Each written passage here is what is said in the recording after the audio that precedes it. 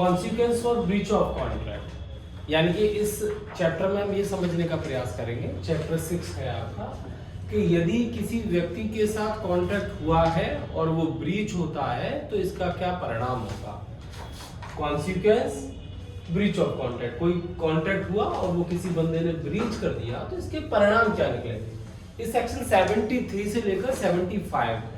Okay, इससे पहले हम ये समझते हैं कि यदि कोई कॉन्ट्रैक्ट है तो कॉन्ट्रैक्ट से डिस्चार्ज कैसे हो सकते हैं। तो कॉन्ट्रैक्ट से डिस्चार्ज होने के लिए, उससे मुक्त होने के लिए क्या क्या तरीके हैं।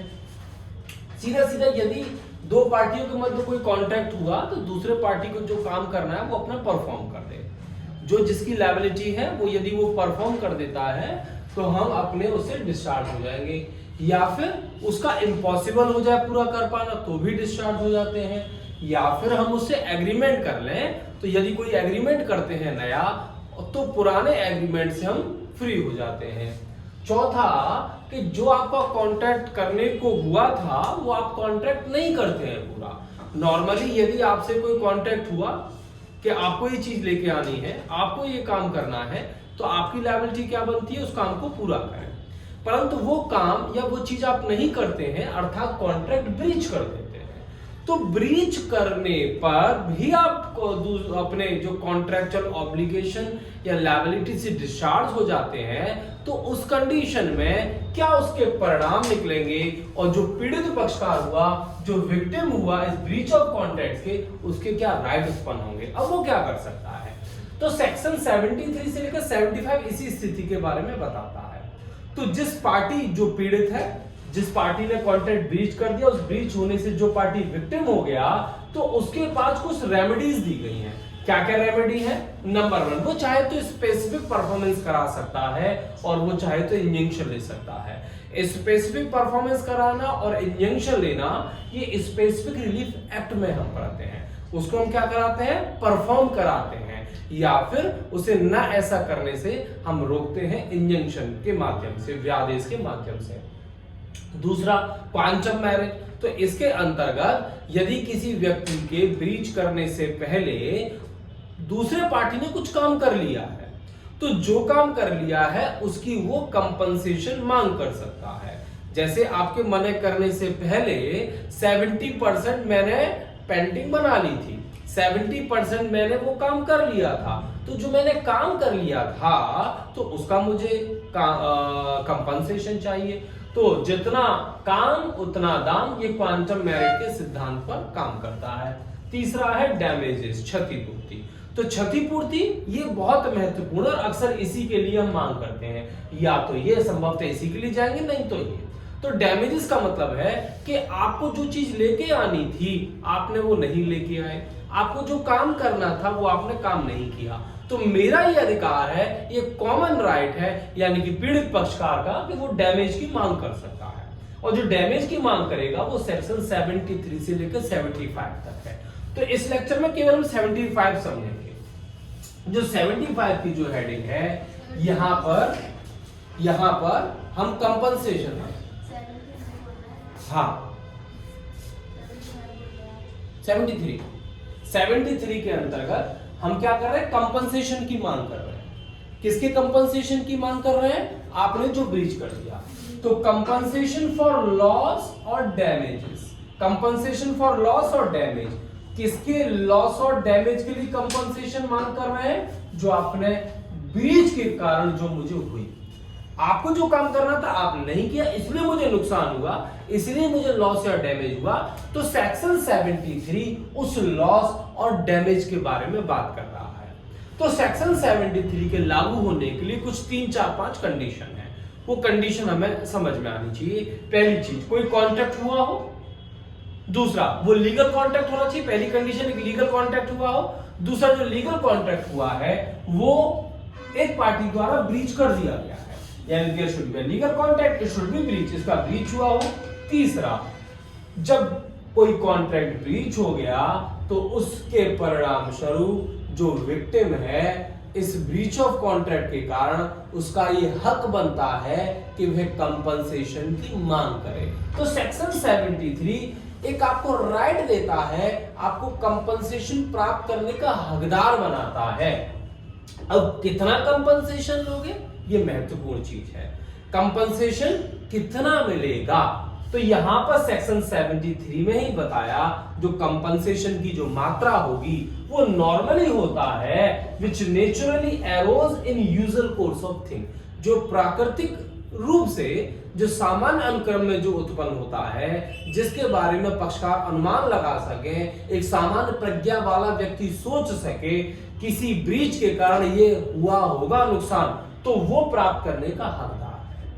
तो पहला ये बता रहा है which naturally arose in usual course of thing, यानी कि जो सामान्य अनुक्रम में जो किसी के ब्रीच होने के कारण किसी व्यक्ति को कितना नुकसान हुआ होगा, जिसका सामान्य व्यक्ति अंदाजा लगा सके, समझ सके, वह उतना कंपनसेशन विक्टिम प्राप्त करने का हकदार है। पहली चीज है। दूसरा, या फिर मान लो मैंने आपको बता दिया था कि यदि आपने ये काम नहीं किया, ये चीज मुझे नहीं दी, तो मुझे इतना नुकसान हो जाएगा, और आप इस चीज के बारे में जानते थे कि मेरे ऐसा काम ना करने पर दूसरे पार्टी को यानी कि अगले को 50,000 का नुकसान हो जाएगा या फिर इतना नुकसान हो जाएगा, तो उस नुकसानी को भी, उस प्रतिकर को, उस नुकसानी को प्रतिकर के रूप में मैं प्राप्त कर सकता हूं।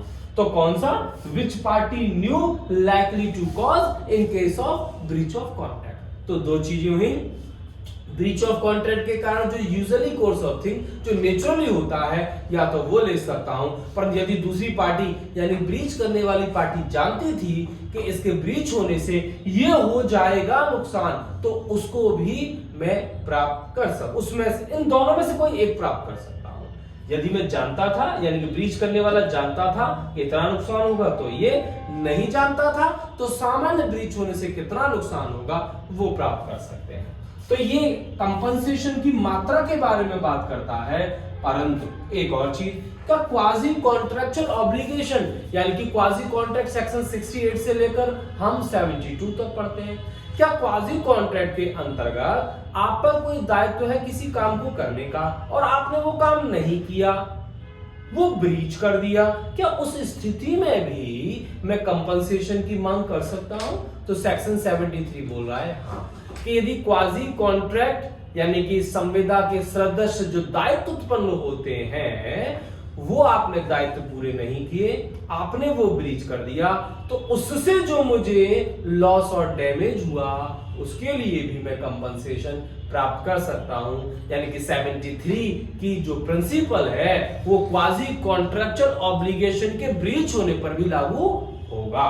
ओके, दूसरा, नेक्स्ट इसकी जो शर्त है, duty to mitigate damage will also be keep in mind, यानी कि मैंने कोई ब्रीच करा अपने दायित्व का, संविदा के दायित्व का, लायबिलिटी का मैंने ब्रीच किया, इससे आपको नुकसान हुआ, किस नुकसानी की मात्रा को कुछ सीमा तक आप कम कर सकते थे। कोई चीज जो मुझे घर तक पहुंचानी थी, आपके घर तक नहीं पहुंचा पाया, बाई चांस उसमें वो भ्रष्ट हो गया, वो रुक गई, वो पिलर लगा हुआ था, वहां आगे नहीं जा सकता था, व्हाटएवर रीजन में भी, पर जो काम मुझे एग्जैक्ट वहां तक काम करना था वहां तक नहीं कर पाया, आपके घर तक, डोर तक पहुंचाना था, नहीं पहुंचा पाया, दरवाजे पे छोड़ दिया, कॉलोनी पे छोड़ दिया, तो क्या आप उस चीज को वहां से ले जा सकते थे? अर्थात क्या आप उस नुकसानी को जो होती क्या कम कर सकते थे? क्या आपके पास ऐसे साधन थे कि इनको कम कर सकें? यदि हाँ, यदि आप उस नुकसानी को कम कर सकते थे, तो इस चीज को भी जब कंपनसेशन आपको दिलाया जाएगा तो इस बात को ध्यान में रखा जाएगा, अर्थात इतनी सीमा तक की डैमेजेस को जो आपको मिलती वो कम कर दी जाएगी। ठीक है, तो ये प्रिंसिपल है, duty to mitigate damages will also be keep in mind. Breach होने से हम ये समझें कि यदि कोई संविदा मेरे और आपके मध्य हुई, तो संविदा के भंग होने से बहुत सारे अनंत परिणाम होते हैं, अनंत कॉन्सिक्वेंस इफेक्ट होते हैं, बहुत सारे परिणाम और प्रभाव निकल सकते हैं जिसका हम अंदाजा भी नहीं लगा सकते। जैसे किसी होलसेल डीलर से किसी दुकान वाले ने घी खरीदा, यह कहकर के मुझे प्योर घी देना, यदि होलसेल डीलर ने प्योर घी ना देकर के कुछ इम्प्योर घी आपको दे दिया, अब उस इम्प्योर घी की तो मान लीजिए किसी ने खरीदा, उसे इम्प्योर लगा, उसने शिकायत कर दी इंस्पेक्टर के पास, फूड इंस्पेक्टर के पास। जब वो आया, उसने छापा मारा, इम्प्योर घी उसने जब्त कर लिया और उसकी दुकान को सील कर दिया। उसकी रेपुटेशन खराब हो गई और उसको जेल में जाना पड़ा। और जब मान भी लो कि वो ये साबित भी कर दे कि मैंने तो शुद्ध घी का ही ऑर्डर किया था, गुड फेथ में मैंने शुद्ध घी समझ के ही बेचा था, ये गलती उस वाले की होलसेल डीलर की, मेरी गलती नहीं है। अब इस दुकानदार के बेचने की वजह से, गलत माल बेचने की वजह से उसे जेल जाना पड़ा, उसकी दुकान सील हो गई, उसकी रेपुटेशन खराब हो गई। अगले कुछ महीनों सालों तक उसकी दुकान नहीं चली। उस दौरान उसकी फैमिली जिस आर्थिक तंगी से गुजरे होंगे उन्हें भी झेलना पड़ा। क्या इन सबके परिणामों के लिए, जो कुछ डायरेक्ट है कुछ इनडायरेक्ट है, क्या इन सब चीजों के लिए जो होलसेल डीलर ने जो घी सप्लाई किया था दायित्वाधीन होगा? तो इसका जो आंसर 73 ये बोलता है कि सेक्शन 73 के अंतर्गत केवल उन्हीं चीजों के लिए कंपनसेशन लिया जा सकता है जो डायरेक्ट परिणाम है, जो रिमोटनेस के कारण उत्पन्न हो रहे हैं, जो दूरवर्ती या अप्रत्यक्ष कारण या नुकसानी है, उसके लिए जो ब्रीच ऑफ कॉन्ट्रैक्टर है, जिसने संविदा भंग की है, वह दायित्वाधीन नहीं होगा।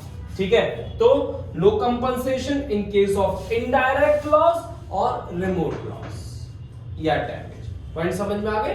तो सेक्शन 73 में महत्वपूर्ण तो ये 4-5 चीजें ही हैं कि कंपनसेशन कितना मिलेगा, जो नेचुरली एरोज होता है या फिर जिसको पार्टी जानती थी, परंतु रिमोट काम के लिए डैमेज नहीं मिलेगा।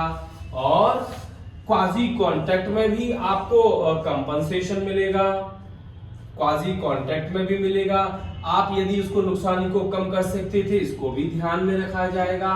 रिमोट के लिए नहीं मिलेगा और मात्रा कितनी होगी ये बताया गया है। इसके साथ जब हमें सेक्शन 73 आपको प्री में तो ये केस आता ही आता है, पर मेंस जब आप लिखेंगे तो इस केस को जरूर लिखेंगे, हेडले वर्सेस बैक्सडेल का केस 1854। तो इस केस में हम जब लिखें कि कितनी नुकसानी की मात्रा प्राप्त होगी पीड़ित को, तो इस सेक्शन 73 को पढ़ें और हेडले वर्सेस बैक्सडेल केस को पढ़ें। पढ़ने के पश्चात निष्कर्ष यह निकलता है कि या तो जो व्यक्ति प्राप्त करने का हकदार होगा डैमेजेस, वो जनरल डैमेजेस होंगे या फिर स्पेशल डैमेजेस होंगे।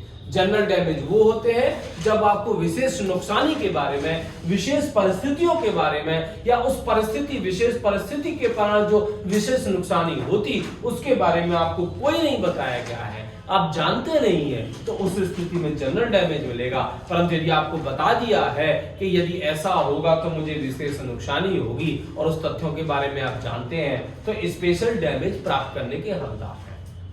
हकदार है 73 बताता है, कितने हकदार हैं ये भी 73 और इस केस की मात्रा से हम समझ सकते हैं कि वो जनरल डैमेज होगा या स्पेशल डैमेज होगा। और जब आप इसको लिखें तो जनरल डैमेज, स्पेशल डैमेज के संबंध में 2-3 केस भी हैं। जैसे पहला केस है Victoria laundry versus Newman industries limited. यहां पर कोर्ट ने बताया कि ओनली जनरल डैमेज के प्राप्त करने के हकदार होते हैं यदि वह जो नुकसानी हुआ है यूजुअल कोर्स ऑफ थिंग हुआ है और दूसरा पार्टी इसके बारे में एंटीसिपेट नहीं कर सकता था कि ये नुकसानी हो जाएगी। एक और case Simpson versus London and north western railway Company. यहां पर जो माल लेके जाना था रेलवे कंपनी को, कैरियर को, वह कुछ एग्रीकल्चरल इंस्ट्रूमेंट लेके जाने थे एग्जीबिशन में, प्रदर्शनी में दिखाने के लिए।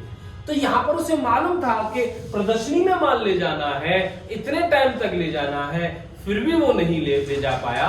और उसका जो माल पहुंचा था तब पहुंचा था जब जो वहां पर मेला लग रहा था, जो प्रदर्शनी हो रही थी, वो निकल गया था। और जब निकल गया तब सामान पहुंचा, उसके सामान का क्या महत्व है? तो इस वजह से जो नुकसान हुआ, जो लाभ होता और वो नहीं हुआ, जो नुकसानी हुई, इसके लिए उसे दायित्वाधीन ठहराया गया। तो स्पेशल डैमेज यहां पर दिया गया। एक और case Hadlee horn versus Midland Railway Company. यहां पर क्या लेके जाने थे? यहां पर एक व्यक्ति का कॉन्ट्रैक्ट हुआ था एक कंपनी के साथ, उसे शूज की सप्लाई करनी, और बाद में जब वो शूज किसी आर्मी की सेना में प्रयोग होने थे और जो शूज के रेट मिल रहे थे नॉर्मल रेट से डबल मिल रहे थे, और उसने डेट बता दी थी कि इस डेट तक माल पहुंचना है। परंतु उसने रेलवे कंपनी को वो डेट नहीं, वो पर्पस नहीं बताया था, वो विशेष परिस्थितियां नहीं बताई थी, वो प्राइस नहीं बताए थे। यद्यपि ये बता दिया था कि फरवरी तक पहुंचना है या इस डेट तक पहुंचना है, परंतु पर्पस, कीमत और परिस्थितियों के बारे में नहीं बताया था, जिस वजह से वह सही समय पर माल नहीं पहुंचा, ब्रीच ऑफ कॉन्ट्रैक्ट होगा। तो यहां पर भी प्रश्न उठा कि वह जो कंपनी यानी कि जो इंटाइटल पर्सन है जिसे नुकसान हुआ, वह जनरल डैमेज लेगा या स्पेशल जनरल डैमेज लेगा, क्योंकि यहां पर भी विशेष परिस्थितियां, कीमत के बारे में उसे ज्ञान नहीं था।